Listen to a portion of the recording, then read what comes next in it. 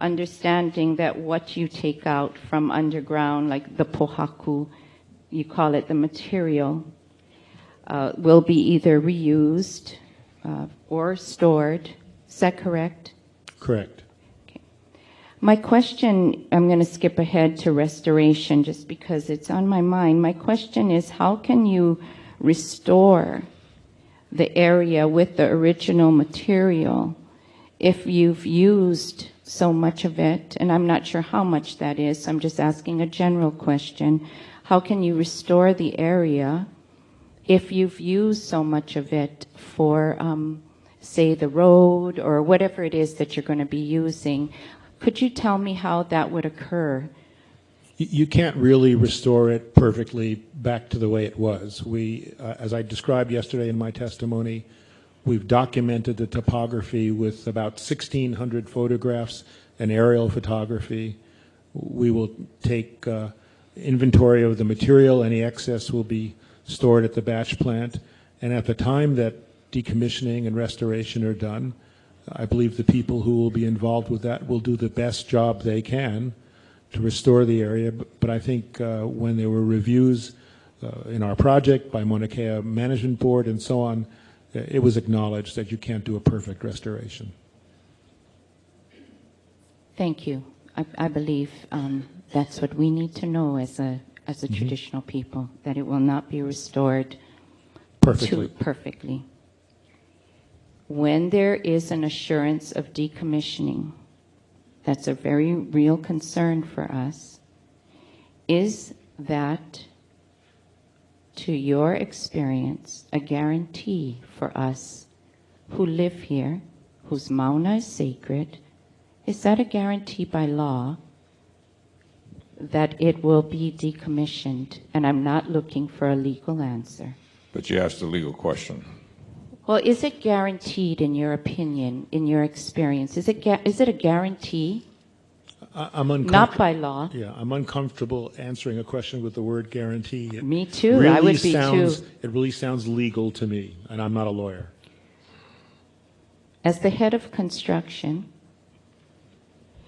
and I'm asking this question not to be argumentative, I'm asking this question as a descendant of this mauna.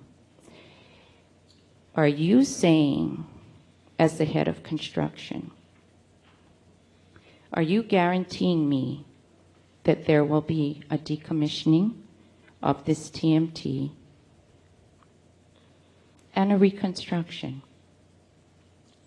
I'm the head of the team responsible for design and construction. You're asking a question about the intentions and worthiness of the owners of the facility. Those are the ones who signed these various documents, so I really can't answer that question. I understand that, but when you speak about it and you testify to it,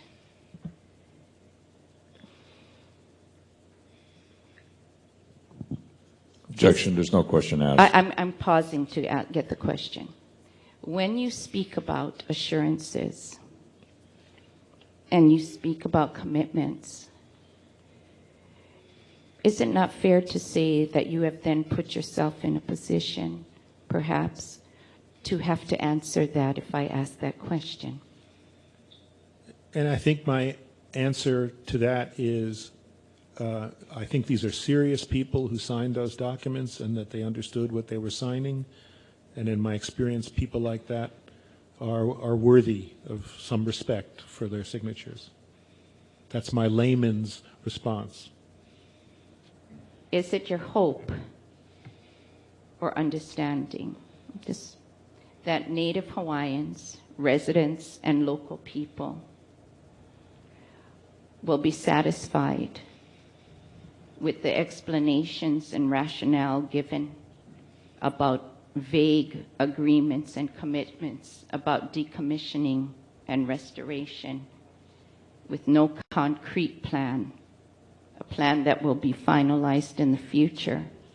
Is it your hope or understanding that we will be satisfied with that? Objection, Your Honor. Calls for speculation. How could he possibly know what they're thinking? I'm just I'm asking. going to overrule that. I think Yeah. you're asking if that's what he hopes would happen. I really don't have hopes. I think, I'll use this word again, I think I've already described substantial assurances by serious institutions related to decommissioning. And I think I'll just stand with that. Do you believe that that is sufficient to assure us? I'm just asking, do you believe that that is sufficient? Object to the form of the question as being vague and ambiguous. Okay. Sufficient to whom? Sufficient. The decommissioning plan has already been submitted to OMKM, and it was approved by them.